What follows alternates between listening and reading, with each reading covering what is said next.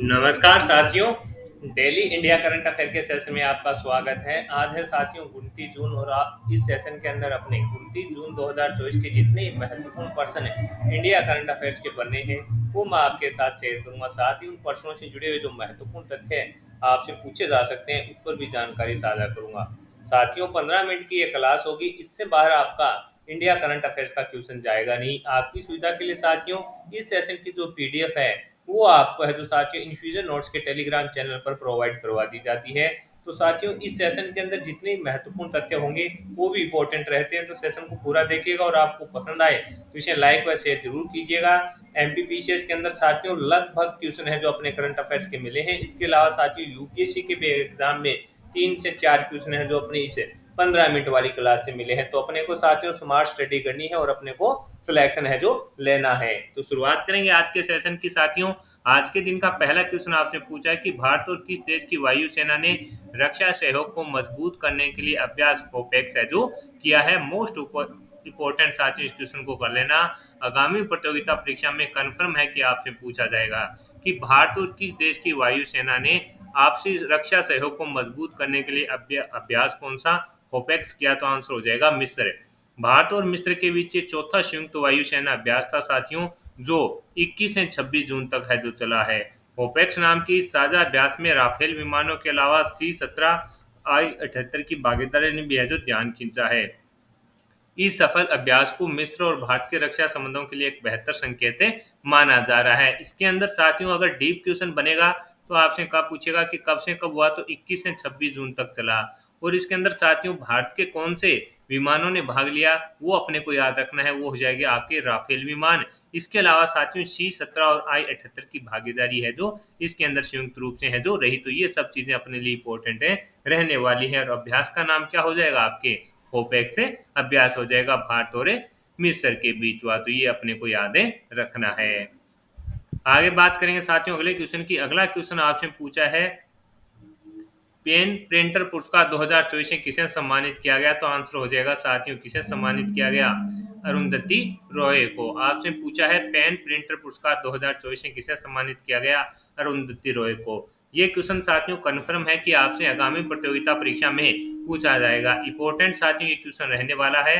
Printer पुरस्कार से संबंधित क्वेश्चन है जो करंट अफेयर्स के एग्जाम के अंदर पूछे जाते हैं। तो आंसर हो जाएगा अरुंधति रॉय। बुकर पुरस्कार से सम्मानित लेखिका अरुंधति रॉय को अपने निर्भीक और मुखर लेखन के लिए ब्रिटिश के प्रतिष्ठित पेन प्रिंटर पुरस्कार 2024 है जो सम्मानित किया गया। तो इम्पोर्टेंट इसको कर लीजिएगा, किसे, अरुंधति रॉय को है जो साथियों सम्मानित किया गया है। आगे बात करेंगे साथियों अगले क्वेश्चन की। अगला क्वेश्चन आपसे पूछा है कि हाल ही में पहला अंतर्राष्ट्रीय डेयरी फेडरेशन एशिया प्रशांत शिखर सम्मेलन है जो कहां पर हुआ, तो आपका आंसर हो जाएगा कोची के अंदर हुआ। हाल ही में पहला अंतर्राष्ट्रीय डेयरी फेडरेशन एशिया प्रशांत शिखर सम्मेलन कहां पर हुआ, तो आंसर हो जाएगा साथियों कोची के अंदर है जो इसका आयोजन किया गया है। केंद्रीय मत्स्य पालन पशुपालन और डेयरी मंत्रालय, राष्ट्रीय डेयरी विकास बोर्ड और अंतर्राष्ट्रीय डेयरी महासंघ संयुक्त रूप से साथियों 26 से 28 जून तक कोची में पहला आईडीएफ क्षेत्रीय डेयरी सम्मेलन एशिया प्रशांत 2024 है जो आयोजित किया गया है। ये साथियों 26 से 28 तक क्या किया गया है, आयोजित किया गया है। तो इम्पोर्टेंट है कि पहला अंतर्राष्ट्रीय डेयरी फेडरेशन एशिया प्रशांत शिखर सम्मेलन कहाँ हुआ, कोची के अंदर हुआ। और कब से कब इसका आयोजन किया गया, तो वो आपका आंसर हो जाएगा 26 से 28 जून तक। केंद्रीय मत्स्य पालन पशुपालन और डेयरी मंत्रालय और राष्ट्रीय डेयरी विकास बोर्ड के द्वारा साथियों है जो इसका आयोजन किया गया। तो इम्पोर्टेंट इसलिए है साथियों कि ये पहला है, तो पहला होता है तो करंट अफेयर्स के लिहाज से जो पहली चीज होती है वो अपने लिए इंपॉर्टेंट बनती है। तो ये क्वेश्चन इंपॉर्टेंट रहेगा। आगे बात करेंगे साथियों अगले क्वेश्चन की। अगला क्वेश्चन आपसे पूछा है कि भारत और किस देश के मध्य स्पेस मैत्री मिशन है जो चलाया जा रहा है, तो ऑस्ट्रेलिया के अंदर है जो साथी भारत और ऑस्ट्रेलिया के मध्य ये मध्य स्पेस मैत्री मिशन है जो चलाया जा रहा है। ऑस्ट्रेलियाई भारतीय अंतरिक्ष सेवा शाखा स्पेस मशीन कंपनी ने 450 किलोग्राम वजनी दूसरे ओटिमस अंतरिक्ष यान के प्रक्षेपण के लिए इसरो की वाणिज्यिक शाखा न्यूरोस्पेस इंडिया लिमिटेड के साथ एक प्रेक्षण सेवा समझौते पर हस्ताक्षर किए हैं।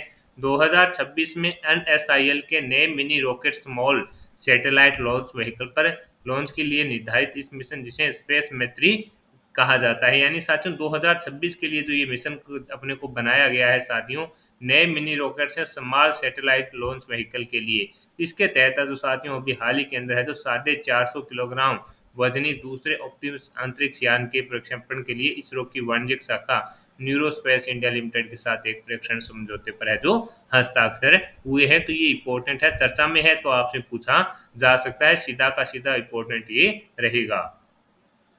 आगे बात करेंगे साथियों अगले क्वेश्चन की कि भारत के नए गोल्फ प्रमुख हैं कौन बने हैं, तो आंसर हो जाएगा साथियों कपिल देव बने हैं। भारत के नए गोल्फ प्रमुख कौन बने हैं, तो कपिल देव बने हैं।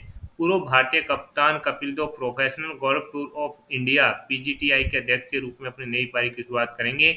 उन्हें इस पद पर नियुक्त होने पर खुशी जताई है। विश्व कप विजेता कप्तान पहले से ही उपाध्यक्ष की भूमिका में थे और बोर्ड के सदस्य भी थे। तो इम्पोर्टेंट है कपिल देव को, तो साथियों आप जानते ही होंगे कि उन्होंने भारत के लिए साथियों 1983 के अंदर है जो पहला वर्ल्ड कप जीता था। और आज साथियों देखने वाली बात रहेगी कि इतिहास भारत दोबारा दोहरा पाता है कि नहीं अफ्रीका के साथ। आपको पता है कि T20 विश्व कप का जो फाइनल मुकाबला भारत और अफ्रीका के बीच में खेला जाएगा। तो ये इंपॉर्टेंट है क्वेश्चन है कि भारत के नए गोलक कौन प्रमुख कौन बने हैं, कपिल देव। अगर भारत साथियों आज T20 वर्ल्ड कप जीत लेता है तो 2 नंबर का क्वेश्चन वहां से अपने लिए कन्फर्म हो जाएगा।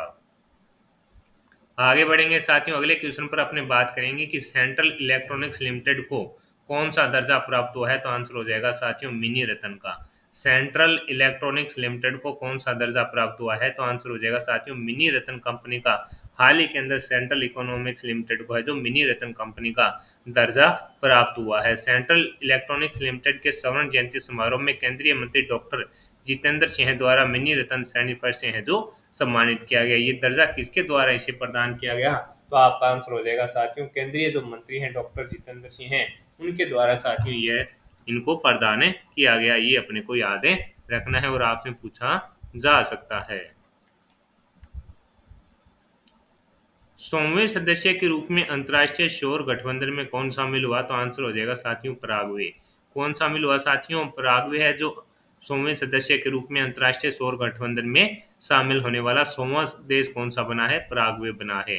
पराग्वे आधिकारिक तौर पर अंतर्राष्ट्रीय सौर सौर गठबंधन आईएस का 100वां पूर्ण सदस्य बन गया है जो वैश्विक सौर ऊर्जा सहयोग में एक महत्वपूर्ण मील का पत्थर है। पराग्वे के राजदूत महामहिम श्री कौन फ्लेमिंग राउट डुर्टे ने नई दिल्ली में श्री अभिषेक सिंह संयुक्त सचिव और डिपॉजिटर के प्रमुख के साथ बैठक के दौरान है जो साथियों इसके दस्तावेज है जो सौंपे हैं। तो इम्पोर्टेंट है कि 100वें सदस्य के रूप में अंतर्राष्ट्रीय सौर गठबंधन में कौन शामिल हुआ है, तो पराग्वे। इसका मुख्यालय कहाँ पर है साथियों, तो अपने गुरुग्राम में हरियाणा के अंदर इसका मुख्यालय और इसकी स्थापना है जो साथियों 2015 में की गई थी। ये भी अपने को याद रखना है, इंपॉर्टेंट साथियों ये रहने वाला क्वेश्चन है।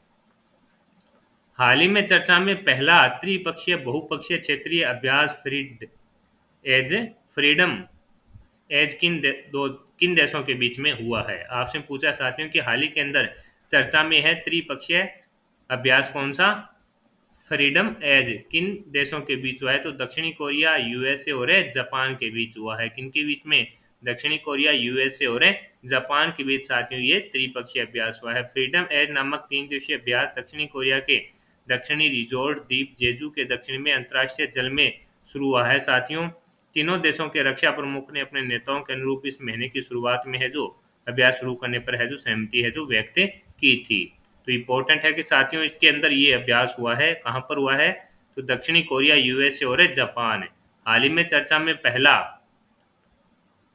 त्रिपक्षीय बहुपक्षीय क्षेत्रीय अभ्यास है जो दक्षिणी कोरिया यूएसए और जापान के बीच साथियों ये शुरू हुआ है। तो ये इम्पोर्टेंट रहेगा और आपसे साथियों पूछा जा सकता है। आगे बात करेंगे साथियों अगले क्वेश्चन की। अगला क्वेश्चन आपसे पूछा है कि हाल ही में भारतीय लोक और जनजातीय कला प्रदर्शनी हुनर कहाँ प्रारंभ हुई, तो आंसर हो जाएगा साथियों दुबई के अंदर। कहाँ पर हुई है, दुबई के अंदर हुई है। दुबई के सबसे पुराने कला संस्थान दुबई आर्ट सेंटर में इन दिनों भारतीय लोक और जनजातीय कला की मनमोहक प्रदर्शनी चल रही है। हुनर नाम से आयोजित इस प्रदर्शनी में भारत की विभिन्न लोक कलाओं और जनजातीय कला विद्याओं की समृद्ध सांस्कृतिक विरासत को दर्शाया गया है। इम्पोर्टेंट है कि हाल ही में भारतीय लोक और जनजातीय कला प्रदर्शनी हुनर कहाँ प्रारंभ हुई है, तो आंसर हो जाएगा साथियों दुबई के अंदर है जो इसको प्रारंभ किया गया है। और इसको क्या नाम दिया गया है साथियों, हुनर नाम से आयोजित है।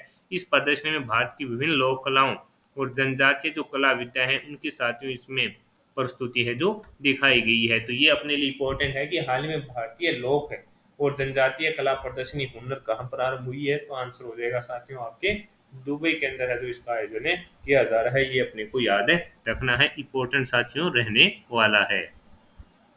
भारत की सबसे बड़ी तेंदुआ सफारी कहाँ प्रारंभ की गई है, तो साथियों ये बेंगलुरु के अंदर हुनरघट्टा बायोलॉजिक जो पार्क है उसके अंदर है जो साथियों भारत की सबसे बड़ी तेंदुआ सफारी है जो प्रारंभ की गई है। ये अपने को याद रखना है। पर्यावरण मंत्री ईश्वर खांडे ने जो साथियों इसका उद्घाटन है जो किया है। तो ये अपने लिए इम्पोर्टेंट है, रहने वाला क्वेश्चन है।